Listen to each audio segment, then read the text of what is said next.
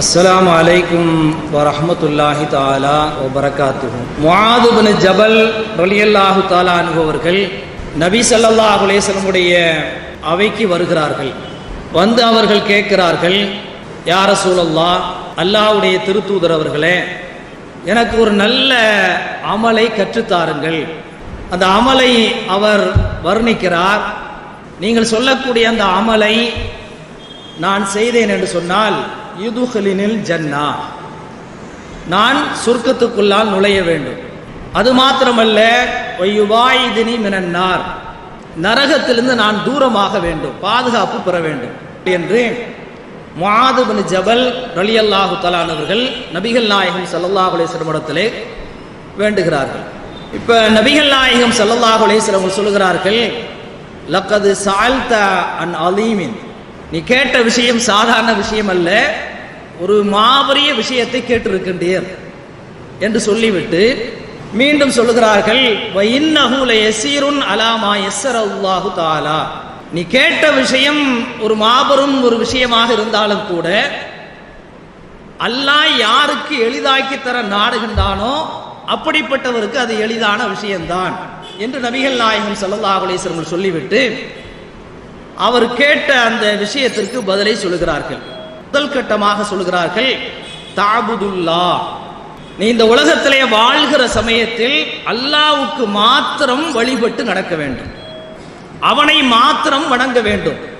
லா துஷ்ரிக்கு பிஹி ஷைஆ, அந்த அல்லாஹ்வுக்கு எந்த சூழ்நிலையிலும் எந்த காலகட்டத்திலும் நீ இணை வைத்து விடக்கூடாது. இது முதல் அம்சம். எல்லாமே தெரிந்த விஷயங்கள் தான், தெரியாத விஷயங்களை சொல்லி உங்களுக்கு புதிதாக எதை நாம் சொல்ல போவது கிடையாது.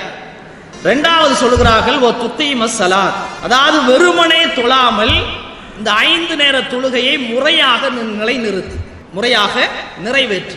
ஓ தூத்தி ஜகாத், இதே போல ஜகாத்தையும் நீ கொடுத்து வா. ஓ தசூமு ரமலான், ரமலானுடைய மாதம் வந்து விட்டது என்று சொன்னால் நீ நோன்பிரு. ஓ தஹஜ்ஜுல் பைத்த, காபத்துல்லாஹ் சென்று அந்த ஹரம் ஷரீஃபை நீ ஹஜ் செய்யி, தவாஃபு பண்ணு அப்படிங்கிற வகையில் நபிகள் நாயகம் ஸல்லல்லாஹு அலைஹி வஸல்லம் அவர்கள் இந்த 5 அம்சங்களை, இஸ்லாத்தினுடைய இந்த 5 அம்சங்களை முஆது பின் ஜபல் ரலியல்லாஹு தஆலா அவர்களுக்கு சொல்லுகிறார்கள். சொல்லி முடித்ததற்கு பின்னர் அவர் கேட்ட கேள்வி ஒரு கேள்விதான், அதாவது நான் சொர்க்கத்திலே நுழைய வேண்டும், நரகத்திலிருந்து பாதுகாப்பு பெற வேண்டும், அப்படியான ஒரு அமலை கற்றுத்தாருங்கள் என்று முஆது பின் ஜபல் ரலியல்லாஹு தஆலா அவர்கள் கேட்ட அந்த ஒரு கேள்விதான் அவர் கேட்டார்கள். அதற்கு ரசூல் ஸல்லல்லாஹு அலைஹி வஸல்லம் பதிலும் சொல்லிவிட்டார்கள். இந்த 5 அம்சங்களை நீ நிறைவேற்ற வேண்டும் என்பதாக சொல்லிவிட்டார்கள். சொல்லிவிட்டு அவருடைய அந்த ஆர்வத்தை புரிந்து கொண்டு நபிகள் நாயகம் ஸல்லல்லாஹு அலைஹி வஸல்லம் அவர்கள் முஆது பின் ஜபலை பார்த்து மீண்டும் ஒரு கேள்வியை வைக்கிறார்கள். எப்படி வைக்கிறார்கள் சொன்னால், அலா அதுல்லுக அலா அபுவாபில் கைரீன், இந்த உலகத்துல நன்மையினுடைய வாசல்களை உனக்கு அறிவித்து தரட்டுமா? நீ ஒரு கேள்வி கேட்ட, இப்ப நான் ஒரு கேள்வி கேட்கிறேன், இந்த உலகத்துல நன்மையினுடைய வாசல்களை உங்களுக்கு நான் அறிவித்து தரட்டுமா என்று நபிகள் நாயகம் ஸல்லல்லாஹு அலைஹி வஸல்லம் அவர்கள் முஆது பின் ஜபலை பார்த்து என்ன செய்கிறார்கள், கேட்கிறார்கள். பொதுவாக ஒரு விஷயத்தை நாம் திரும்ப திரும்ப கேட்டோம் என்று சொன்னால் சோம்பி போய் விடுவோம். ஆனால் சஹாபாக்கள் அவ்வாறு கிடையாது. ரசூலுல்லாஹ்விடத்துல கேள்வி கேட்டு பதிலை தெரிந்து கொண்டு அதை அமல் செய்கின்ற விஷயத்திலே ரொம்ப ஆர்வம் உள்ளவர்கள். அதனால தான் அவர்கள் ரலியல்லாஹு அன்ஹும் வரது அன்ஹு. அப்ப அந்த வகையில ரசூலுல்லாஹ் கேட்ட உடனே தாராளமாக சொல்லுங்க யார சொல்லலாம், அந்த மாதிரி விஷயத்தை தெரிந்து கொள்வதற்காக வேண்டித்தான் உங்களிடத்தில் நான் வந்திருக்கிறேன் என்று சொன்ன உடனேயே நபிகள் நாயகம் ஸல்லல்லாஹு அலைஹி வஸல்லம் சொல்லுகிறார்கள், அஸ்ஸௌமு ஜுன்னா, இந்த நோன்பு ஒரு மனிதனை பாவங்களிலிருந்து தடை செய்யக்கூடிய ஒரு கேடயமாக இருக்கிறது. அதனால நோன்பை சரியான முறையில் கடைபிடித்துக்கொள். ஏற்கனவே கேட்ட அந்த கேள்வியில நோன்பு விட்டது, இருந்தாலும் கூட திரும்பவும் மனசுல பதிய வைப்பதற்காக வேண்டி நன்மையினுடைய வாசல்களை உங்களுக்கு நான் அறிவிக்கட்டுமா என்ற ஒரு கேள்வியை கேட்டு அதற்கு ரசூலுல்லாஹ் பதில் சொல்லுகிற பொழுது என்ன சொல்கிறார்கள், நோன்பு பாவங்களிலிருந்து தவறுகளிலிருந்து தடுக்கக்கூடிய கேடயமாக இருக்கிறது.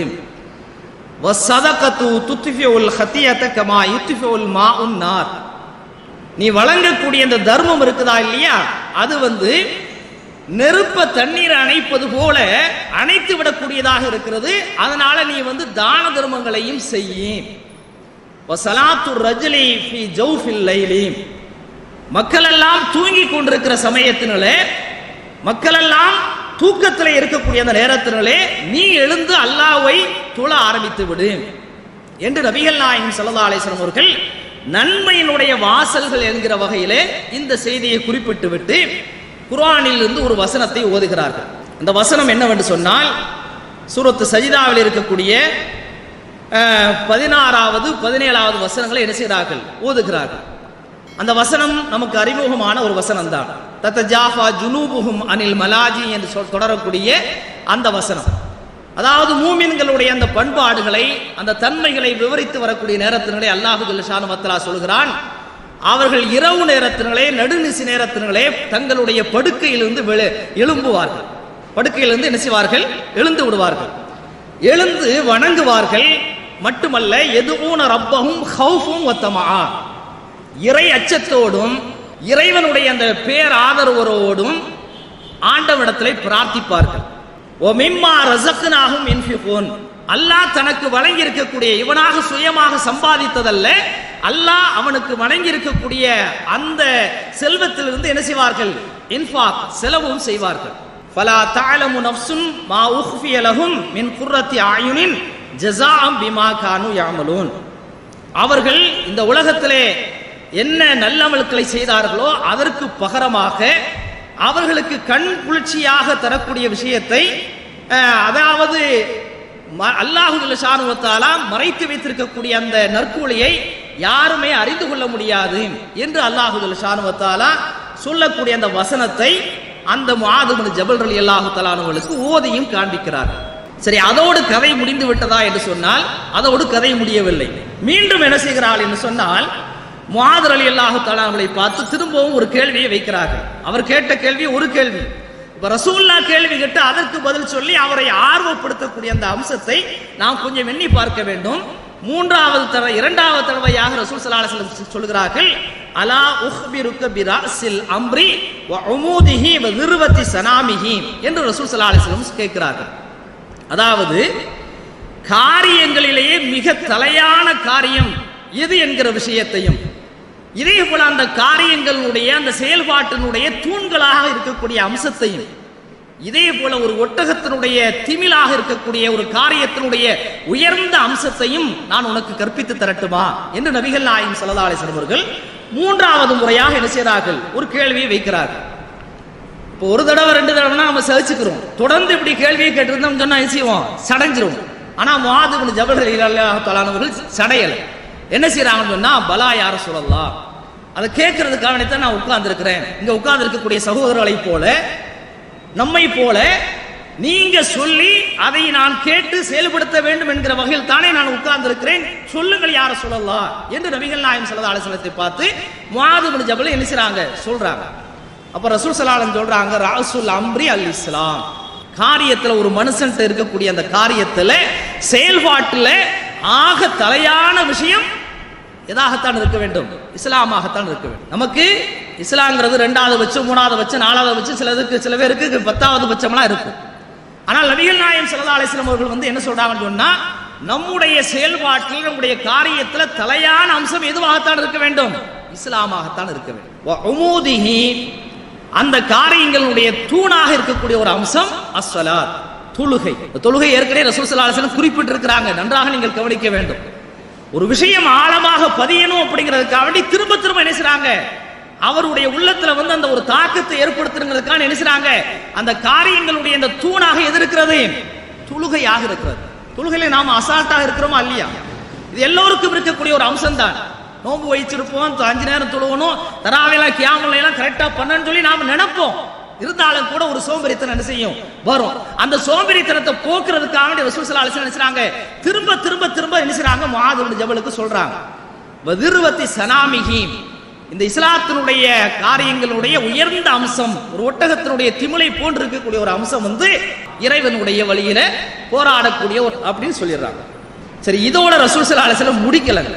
கடைசியாக ரசூல் ஸல்லல்லாஹு அலைஹி வஸல்லம் முஆது பின் ஜபலை பார்த்து சொல்றாங்க, அலா உஹ்பிருக்க பி மிலாக்கி ذالிக குல்லிஹி, நான் இதுவரைக்கும் நான் சொல்லிட்டு வந்தேனா இல்லையா, நீ ஒரு கேள்வி கேட்ட, நான் ஒரு பதில சொன்னேன், நான் சில கேள்விகளை கேட்ட அதுக்கு நீ வந்து சொல்லலாங்கிற அமைப்புல வந்து சொன்ன உடனே நான் வந்து சில பதில்களை சொன்னா இல்லையா, இந்த மேலே சொன்ன அத்தனை அம்சங்களையும் உன் கைவசப்படுத்தி அதை சரியாக செய்யக்கூடிய அமைப்பில் இருக்கக்கூடிய ஒரு அம்சத்தை உனக்கு நான் சொல்லி தரட்டுமா என்று நபிகள் நாயகம் ஸல்லல்லாஹு அலைஹி வஸல்லம் வந்து கடைசியாக ஃபைனலாக என்ன செய்றாங்க, இந்த கேள்வியை சொல்றாங்க. மேல உள்ள விஷயத்துல நான் சில நன்மையான விஷயங்கள் இபாதத் அப்படிங்கிற வகையில சில விஷயங்களை நான் சொல்லி காட்டினேன். இதையெல்லாம் கைவசப்படுத்தி சரியாக பண்ணக்கூடிய வகையில இருக்கக்கூடிய அதை மிலாக், அதாவது அதிகாரப்படுத்தக்கூடிய வகையில உள்ள ஒரு அம்சத்தை நான் உனக்கு சொல்லட்டுமா என்று நபிகள் நாயகம் ஸல்லல்லாஹு அலைஹி வஸல்லம் வந்து முஆத் இப்னு ஜபலை பார்த்து சொன்னவுடன் சொல்லுங்க யார சொல்லலாம் அப்படின்னு என்ன செய்றாங்க, அவங்க சொல்றாங்க. அப்ப இந்த கேள்விக்கு மாத்திரம் ரசூல் ஸல்லல்லாஹு அலைஹி வஸல்லம் என்ன செய்றாங்கன்னு சொன்னா, குஃப அலைக ஹாதா, அதாவது ஃபஅஹத பிலிசானிஹி, இந்த கேள்விக்கு ரசூலுல்லாஹ் என்ன செய்றாங்கன்னா பதில சொல்லாம தங்களுடைய கையால இந்த நாக்கை பிடிக்கிறாங்க. இந்த நாக்கு என்ன செய்றாங்க, நாவை பிடிச்சு அந்த முஆத் இப்னு ஜபலை பார்த்து சொல்றாங்க, குஃப அலைக ஹாதா, இத கொஞ்சம் நீ பாதுகாத்துக்கப்பா, இந்த நாவை கொஞ்சம் நீ என்ன செஞ்சுக்க பாதுகாத்துக்கொள் என்று சொன்ன உடனேயே முஆத் இப்னு ஜபல் என்ன செய்றாங்க, ஒரு கேள்வியை கேட்கிறாங்க. இதுலதான் பெரிய பெரிய ஆபத்துக்கள்லாம் இருக்குது, அதனால இந்த நாவை நீ பாதுகாத்துக்கொள் என்று சொன்ன உடனே முஆத் இப்னு ஜபல் என்ன செய்றாங்க, யா நபி அல்லாஹ், ஒரு தெரியாதனமாக ஒரு கேள்வியை வைக்கிறார். எப்படின்னு சொன்னா, வஇன்னாலமு ஆஹிதுன பிமா நத்தகல்லமு பிஹி, நாங்க அன்றாட எத்தனையோ விஷயங்களை பேசி கொண்டிருக்கிறோம், எத்தனையோ விஷயங்கள் இந்த நாக்குல இருந்து வந்திருக்கா இல்லையா, காலையில் எழுந்ததுல இருந்து இரவு படுக்கிற வரைக்கும் என்னவெல்லாம் பேசுறோம் அப்படிங்கிற என்றைக்காவது நம்ம யோசிச்சு பார்த்திருக்கிறோமா? அப்படி யோசிச்சு பார்த்திருந்தோம்னு சொன்னா நாம தவறான விஷயங்களை நம்ம என்ன செய்ய மாட்டோம், பேச மாட்டோம். அவர் கேட்கிறார், முஆத் இப்னு ஜபல் கேட்கிறார், யார சொல்லலாம், நாங்க பேசக்கூடிய இந்த பேச்சுக்கும் வந்து நாளைக்கு வந்து அல்லாஹ் வந்து அதுக்கு வந்து ஒரு குற்ற பரிகாரம்லாம் இருக்குதா, தண்டனை எல்லாம் இருக்குதா அப்படின்னு என்ன செய்றாங்க, முஆத் இப்னு ஜபல் என்ன செய்றாங்க சொல்றாங்க, இந்த பேச்சுக்கு கூட அல்லாஹ்ட்ட வந்து நாங்க பதில் சொல்லணுமா அப்படின்னு சொல்லி என்ன செய்றாங்க, ஒரு கேள்வியை வைக்கிறாங்க. வச்ச உடனே ரசூலுல்லாஹ் சொல்றாங்க, அந்த கேள்விக்கு வந்து அந்த கேள்வியை கேட்ட உடனே என்ன செய்றாங்க, ஒன்னும் பெரிய அறிவாளி நினைச்சிட்டு இருந்தேன், ஆனா இந்த மாதிரி நீ கேள்வியை கேட்டே அப்படின்னு சொல்லி ரசூலுல்லாஹ் சொல்றாங்க, வஹல் யகுபன் நாஸ ஃபின் நாரி அலா உஜூஹிஹிம் அவ் கால அலா மனாஹிரிஹிம் இல்லா ஹஸாயிது அல்சினதி, நாளைக்கு மறுமையில மனிதர்கள் வந்து நரகத்துல போய் வந்து விழுகிறார்கள் என்று சொன்னால் எல்லாத்துக்கும் இந்த நாவினுடைய அறுவடைகள் தான் காரணம், இந்த நாவினுடைய அறுவடைகள் தான் காரணம். இதை வச்சுதான் ஒரு மனுஷன் என்ன செய்யறான், சொர்க்கத்துக்கு போறானா நரகத்துக்கு போறானா, நரகத்துல போய் ஒருத்த போய் விழுறதுக்கு அடிப்படையான அம்சம் எதுதான், இந்த நாக்கு தான் என்று நபிகள் நாயகம் ஸல்லல்லாஹு அலைஹி வஸல்லம் வந்து அவங்க தலையில அடிக்கிற மாதிரி ரசூல் ஸல்லல்லாஹு அலைஹி வஸல்லம் என்ன செய்றாங்க, ஒரு பதில சொல்றாங்க. நாம கொஞ்சம் யோசித்து பார்க்க கடமைப்பட்டு இருக்கிறோம். முதல்ல அவர் என்ன செய்யறாருன்னு சொன்னா, சோனம் செல்றதுக்கு வழியை கேட்கிறார். அதுக்கு ரசூல் ஸல்லல்லாஹு அலைஹி வஸல்லம் ஒரு 5 அம்சங்களை என்ன செய்றாங்க சொல்றாங்க. திரும்ப ஒரு மீட்டி பார்ப்போம். 5 அம்சங்களை என்ன செய்றாங்க சொல்றாங்க. ரெண்டாவது, நபிகள் நாயகம் ஸல்லல்லாஹு அலைஹி வஸல்லம் என்ன செய்றாங்கன்னு சொன்னா, நலவுகளுடைய வாசலை உனக்கு நான் கற்பித்து தரட்டுமா அப்படிங்கிற வகையில ஒரு கேள்வியை கேட்டு அதுக்கு பதில்களை சொல்ற சமயத்துல ஒரு 3 அம்சங்களை என்ன செய்றாங்க ரசூல் ஸல்லல்லாஹு அலைஹி வஸல்லம் சொல்றாங்க. நோன்பு வைக்க சொல்றாங்க, சதக்கா பண்ண சொல்றாங்க, இரவு நேரத்துல எழுந்து என்ன செய்றாங்க, நின்று வணங்க சொல்றாங்க. அடுத்து வந்து இன்னொரு கேள்வி என்ன செய்றாங்க, செயல்ல தலையாயது எது அப்படின்னு சொல்லி என்ன செய்றாங்க ஒரு கேள்வியை கேட்டு அதுக்கு வந்து என்ன செய்றாங்க ஒரு அம்சத்தை அதுங்கிற அம்சத்தை என்ன செய்றாங்க ரசூல் ஸல்லல்லாஹு அலைஹி வஸல்லம் சொல்றாங்க.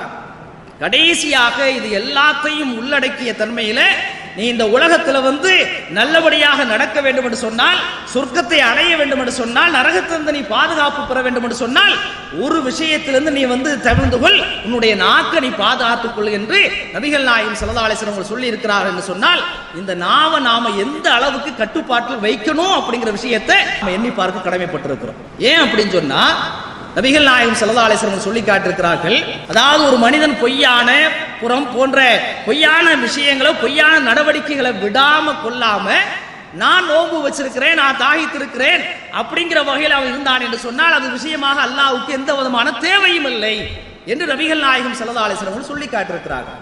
அப்ப அந்த வகையில இந்த நாவை பாதுகாக்கணும். நோன்பினுடைய மிக முக்கியமான ஒரு அம்சம் தக்வாஹாவாக இருக்கிறது. இரண்டாவது அம்சம் என்ன என்று நாம் யோசித்து பார்த்தோம் என்று சொன்னால், இந்த நாக்கை பாதுகாப்பதுதான் மிக முக்கியமான ஒரு அம்சமாக இருக்கிறது.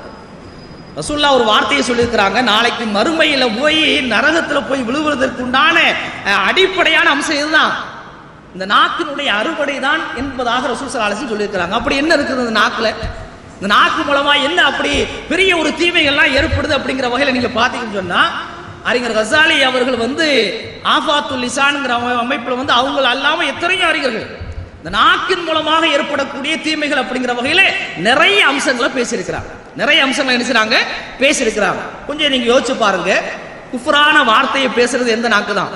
இந்த நாக்கு. ஷிர்கான வார்த்தையை பேசுறது இந்த நாக்கு தான்.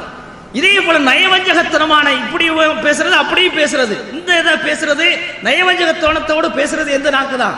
இந்த நாக்கு தான். இதே போல பொய் பேசுறது, புறம் பேசுறது, கோல் சொல்றது, அவதூறு சொல்றது, இது எல்லாமே எதுதான்? இந்த நாக்கு தான். இதே போல அடுத்த மனுஷனை திட்டுறது, ஏசுறது, அபிக்கிறது. ஆக நாம கொஞ்சம் யோசிச்சு பார்த்தோம் என்று சொன்னால் இந்த நாக்கின் மூலமாக கிட்டத்தட்ட ஒரு நூற்றுக்கணக்கான தவறுகள் இந்த மனிதன் மூலமாக ஏற்படுகின்ற காரணத்தினால்தான் இந்த நாக்கை பாதுகாத்துக்கொள் என்று நபிகள் நாயகம் ஸல்லல்லாஹு அலைஹி வஸல்லம் சொல்லி காட்டியிருக்கிறார்கள். அதனால இந்த நாக்கு சம்பந்தமாக இருக்கக்கூடிய இன்னொரு விஷயத்தை நாம கவனத்தில் கொள்ள கடமைப்பட்டிருக்கிறோம். நமக்கு தெரிந்த ஒரு நபிமொழி தான். நபிகள் நாயகம் ஸல்லல்லாஹு அலைஹி வஸல்லம் சொல்றாங்க, மையலுமனுலி மா பைன லஹ்யைஹி வ மா பைன ஃபஹதைஹி அலுமனு லஹுல் ஜன்னா.